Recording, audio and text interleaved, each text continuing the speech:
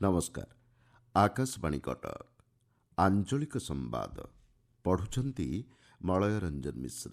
ଉତ୍ତର ପଶ୍ଚିମ ବଙ୍ଗୋପସାଗରରେ ସୃଷ୍ଟ ଲଘୁଚାପ ସ୍ପଷ୍ଟ ଚିହ୍ନିତ ଲଘୁଚାପ କ୍ଷେତ୍ରରେ ପରିଣତ ହୋଇଛି।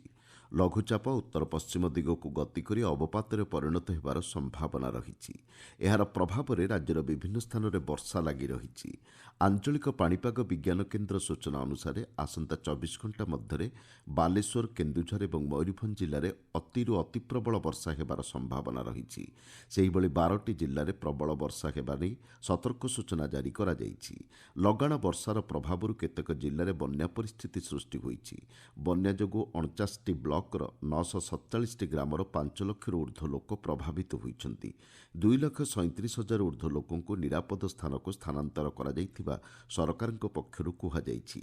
ବର୍ଷା ଯୋଗୁଁ ଆଜି ବାଲେଶ୍ୱର, ଭଦ୍ରକ, ଯାଜପୁର, କେନ୍ଦୁଝର ଏବଂ ମୟୂରଭଞ୍ଜ ଜିଲ୍ଲାର ସମସ୍ତ ଶିକ୍ଷା ଅନୁଷ୍ଠାନ ସମେତ ଅଙ୍ଗନବାଡି କେନ୍ଦ୍ରଗୁଡ଼ିକ ବନ୍ଦ ରଖିବାକୁ ନିଷ୍ପତ୍ତି ନିଆଯାଇଛି। ମୁଖ୍ୟମନ୍ତ୍ରୀ ମୋହନ ଚରଣ ମାଝୀ ଆଜି ଭଦ୍ରକ ଓ ଯାଜପୁର ଜିଲ୍ଲାର ବନ୍ୟା ପ୍ରଭାବିତ ଅଞ୍ଚଳ ପରିଦର୍ଶନ କରିବାର କାର୍ଯ୍ୟସୂଚୀ ରହିଛି।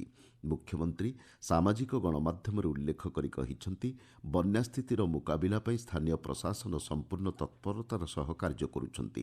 ଯୁଦ୍ଧକାଳୀନ ଭିତ୍ତିରେ ଉଦ୍ଧାର ଓ ଥଇଥାନ କାର୍ଯ୍ୟ ଜାରି ରହିଛି। ଏହାର ସୁଚାରୁ ପରିଚାଳନା ପାଇଁ 3 ଜଣ ବରିଷ୍ଠ ଅଧିକାରୀଙ୍କୁ ବାଲେଶ୍ୱର, ଭଦ୍ରକ ଏବଂ ଯାଜପୁର ଜିଲ୍ଲା ପାଇଁ ସ୍ୱତନ୍ତ୍ର ଦାୟିତ୍ୱ ଦିଆଯାଇଛି। ପ୍ରଭାବିତ ଲୋକଙ୍କ ନିକଟରେ ଶୀଘ୍ର ସରକାରୀ ସହାୟତା ପହଞ୍ଚାଇବା ଏବଂ ସେମାନଙ୍କ ସୁରକ୍ଷା ସୁନିଶ୍ଚିତ କରିବା ସରକାରଙ୍କ ସର୍ବୋଚ୍ଚ ପ୍ରାଥମିକତା ବୋଲି ମୁଖ୍ୟମନ୍ତ୍ରୀ ଉଲ୍ଲେଖ କରିଛନ୍ତି। ଭଦ୍ରକ ଜିଲ୍ଲାରେ ପ୍ରଭାବିତ ଅଞ୍ଚଳରୁ 773 ଜଣଙ୍କୁ ସ୍ଥାନାନ୍ତର କରାଯାଇଛି। 90ଟି ରିଲିଫ୍ ଶିବିର ମାଧ୍ୟମରେ ରନ୍ଧାଖାଦ୍ୟ ଯୋଗାଇ ଦିଆଯାଉଛି। 26ଟି ମେଡିକାଲ ଏବଂ 4ଟି ପଶୁ ଚିକିତ୍ସକ ଦଳ ନିୟୋଜିତ ଅଛନ୍ତି। ଭଣ୍ଡାରୀପୋଖରୀ, ଧାମନଗର ଏବଂ ତିହିଡ଼ିରେ 3ଟି ଓଡ୍ରାଫ୍ ଟିମ୍ ମୁତୟନ ହୋଇଛନ୍ତି। ଯାଜପୁର ଜିଲ୍ଲାରେ 46,500 ଜଣଙ୍କୁ ସୁରକ୍ଷିତ ସ୍ଥାନକୁ ସ୍ଥାନାନ୍ତର କରାଯାଇଛି। ତେବେ ଜଳବନ୍ଦୀ ଅଞ୍ଚଳରେ ଏପର୍ଯ୍ୟନ୍ତ କୌଣସି ଜୀବନହାନୀ କିମ୍ବା ଘର ଭାଙ୍ଗିଥିବାର ସୂଚନା ମିଳିନାହିଁ ବୋଲି ଆମ ସମ୍ବାଦଦାତା କହିଛନ୍ତି। କେନ୍ଦ୍ରାପଡ଼ା ଜିଲ୍ଲାରେ ବନ୍ୟା ପରିସ୍ଥିତି ନେଇ ଜିଲ୍ଲାପାଳ ରଘୁରାମ ଆୟାର ସମୀକ୍ଷା କରିଛନ୍ତି। ପ୍ରଭାବିତ ଅଞ୍ଚଳରେ ତୁରନ୍ତ ପ୍ରତିକାରମୂଳକ ପଦକ୍ଷେପ ଗ୍ରହଣ କରିବାକୁ ବିଭାଗୀୟ ଅଧିକାରୀଙ୍କୁ ନିର୍ଦ୍ଦେଶ ଦିଆଯାଇଛି। ୟୁଜିସି ନେଟ୍ ପରୀକ୍ଷାର 3ଟି ବିଷୟରେ ପୁନଃ ପରୀକ୍ଷା ନେଇ ଜାତୀୟ ପରୀକ୍ଷଣ ସଂସ୍ଥା ଏନ୍ଟିଏ ଘୋଷଣା କରିଛି। ଏହି ବିଷୟଗୁଡ଼ିକ ହେଉଛି ଇଂରାଜୀ, ବାଣିଜ୍ୟ ଏବଂ ସମାଜ ବିଜ୍ଞାନ। ପ୍ରଶ୍ନପତ୍ରରେ ତ୍ରୁଟି ଥିବା ଅଭିଯୋଗ ଆଧାରରେ ଏହି ନିଷ୍ପତ୍ତି ଗ୍ରହଣ କରାଯାଇଥିବା ଏନ୍ଟିଏ କହିଛି। ଆସନ୍ତା ମାସ 9 ଓ 10 ତାରିଖରେ ଏହି ପରୀକ୍ଷା ଅନୁଷ୍ଠିତ ହେବ। 9 ତାରିଖରେ ପ୍ରଥମ ସିଫ୍ଟରେ ସକାଳ 9ଟାରୁ 12ଟା ପର୍ଯ୍ୟନ୍ତ ଇଂରାଜୀ ଏବଂ ସେହିଦିନ ଦ୍ୱିତୀୟ ସିଫ୍ଟରେ 3ଟାରୁ 6ଟା ପର୍ଯ୍ୟନ୍ତ ବାଣିଜ୍ୟ ବିଷୟରେ ପରୀକ୍ଷା ହେବ। 10 ତାରିଖରେ 9ଟାରୁ 12ଟା ପର୍ଯ୍ୟନ୍ତ ଗୋଟିଏ ସିଫ୍ଟରେ ସମାଜ ବିଜ୍ଞାନ ପରୀକ୍ଷା ହେବା ନେଇ କାର୍ଯ୍ୟସୂଚୀ ଘୋଷଣା କରାଯାଇଛି। ଗତ ଜୁନ୍ ମାସରେ ୟୁଜିସି ନେଟ୍ ପରୀକ୍ଷା 87ଟି ବିଷୟରେ 22ରୁ 30 ତାରିଖ ପର୍ଯ୍ୟନ୍ତ ଅନୁଷ୍ଠିତ ହୋଇଥିଲା। ଓଡ଼ିଆ ଭାଷା ସାହିତ୍ୟ ସଂସ୍କୃତି ବିଭାଗ ପକ୍ଷରୁ ଆମ କଳାକାର ୱେବସାଇଟ୍ ଉନ୍ମୋଚିତ ହୋଇଛି। ବାଚସ୍ପତି ସୁରମା ପାଢ଼ୀ ଏହାର ଶୁଭାରମ୍ଭ କରିଛନ୍ତି। ରାଜ୍ୟର ସାଂସ୍କୃତିକ ଦଳଗୁଡ଼ିକର ସମନ୍ୱୟ ମାଧ୍ୟମରେ ରାଜ୍ୟର କଳା ଓ ସଂସ୍କୃତିର ପ୍ରଚାର ଓ ପ୍ରସାର କରିବା ଲକ୍ଷ୍ୟ ନେଇ ଏହି ୱେବସାଇଟ୍ କାର୍ଯ୍ୟକ୍ଷମ କରାଯାଇଥିବା ବିଭାଗ କହିଛି।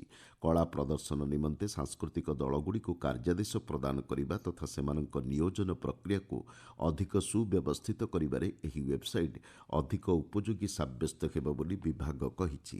କୋରାପୁଟ ଜିଲ୍ଲାରେ ବୈଷୟିକ ଶିକ୍ଷା ଏବଂ ଦକ୍ଷତା ବିକାଶକୁ ଅଧିକ ତ୍ୱରାନ୍ୱିତ କରିବା ଲକ୍ଷ୍ୟ ନେଇ ସରକାର କେତେକ ସ୍ୱତନ୍ତ୍ର ପଦକ୍ଷେପ ଗ୍ରହଣ କରିଛନ୍ତି। ଜୟପୁର ଆମ୍ବାଗୁଡ଼ାସ୍ଥିତ ସରକାରୀ ପଲିଟେକ୍ନିକ୍ ଶିକ୍ଷା ପ୍ରତିଷ୍ଠାନ ପରିସରରେ 2ଟି ଛାତ୍ରାବାସ ନିର୍ମାଣ ପାଇଁ ଶିଳ୍ପମନ୍ତ୍ରୀ ସମ୍ପଦ ଚନ୍ଦ୍ର ସ୍ୱାଇଁ ଭିତ୍ତିପ୍ରସ୍ତର ସ୍ଥାପନ କରିଛନ୍ତି। ସେଥିରେ 200 ଶଯ୍ୟା ବିଶିଷ୍ଟ ବାଳକ ଏବଂ 100 ଶଯ୍ୟା ବିଶିଷ୍ଟ ବାଳିକା ନିବାସ ଅନ୍ତର୍ଭୁକ୍ତ। ଏଥିସହ ଛାତ୍ରଛାତ୍ରୀଙ୍କ ଦକ୍ଷତା ବୃଦ୍ଧି ଲକ୍ଷ୍ୟ ନେଇ 2ଟି ପ୍ରମୁଖ ସଂସ୍ଥା ସହ ବୁଝାମଣାପତ୍ର ସ୍ୱାକ୍ଷରିତ ହୋଇଛି। ପୁରୀ ଶ୍ରୀମନ୍ଦିରରେ ଆଜି ସୋମବାର ଶ୍ରାବଣ ଶୁକ୍ଳପକ୍ଷ ପଞ୍ଚମୀ ତିଥିରେ ଶ୍ରୀବିଗ୍ରହଙ୍କର ଖସାପଡ଼ା ନୀତି ଲାଗୁ ହେବ। ଦ୍ୱିତୀୟ ଭୋଗମଣ୍ଡପ ଶେଷ ହେବା ପରେ ପ୍ରାୟ ସନ୍ଧ୍ୟା 6ଟାରୁ ରାତି 10ଟା ପର୍ଯ୍ୟନ୍ତ ଏହି ଗୁପ୍ତ ନୀତି ଅନୁଷ୍ଠିତ ହେବ। ଏହି ନୀତି ପାଇଁ 4 ଘଣ୍ଟା ପର୍ଯ୍ୟନ୍ତ ସର୍ବସାଧାରଣ ଦର୍ଶନ ବନ୍ଦ ରହିବ ବୋଲି ଶ୍ରୀମନ୍ଦିର ପ୍ରଶାସନ ପକ୍ଷରୁ ସୂଚନା ଦିଆଯାଇଛି। ଶ୍ରାବଣ ମାସର ତୃତୀୟ ସୋମବାରରେ ଆଜି ରାଜ୍ୟର ବିଭିନ୍ନ ଶୈବପୀଠରେ ଜଳଲାଗି ପାଇଁ କାଉଡ଼ିଆଙ୍କ ସମେତ ଶ୍ରଦ୍ଧାଳୁଙ୍କର ଭିଡ଼ ଲାଗି ରହିଛି। ଭୁବନେଶ୍ୱର ଲିଙ୍ଗରାଜ ମନ୍ଦିର, ଭଦ୍ରକର ଆଖଣ୍ଡଳମଣି, ନୟାଗଡ଼ ଲଡ଼ୁବାବା ପୀଠ, ଢେଙ୍କାନାଳର କପିଳାସ ପୀଠ, କଟକର ବାବା ଧବଳେଶ୍ୱରଙ୍କ ପୀଠ, ପୁରୀ ଲୋକନାଥ ମନ୍ଦିର, ବାଲେଶ୍ୱରର ବାବା ପଞ୍ଚମହାଲିଙ୍ଗେଶ୍ୱର, କୋରାପୁଟର ଗୁପ୍ତେଶ୍ୱର ଆଦି ପୀଠଗୁଡ଼ିକରେ ଶ୍ରଦ୍ଧାଳୁ ଜଳାଭିଷେକ କରୁଛନ୍ତି। ଆଞ୍ଚଳିକ ସମ୍ବାଦ ବର୍ତ୍ତମାନ ପାଇଁ ଏତିକିରେ ଶେଷ ହେଲା। ଆମର ପରବର୍ତ୍ତୀ ଆଞ୍ଚଳିକ ସମ୍ବାଦ ଶୁଣିପାରିବେ ଅପରାହ୍ନ 2ଟା 32 ମିନିଟ୍ରେ।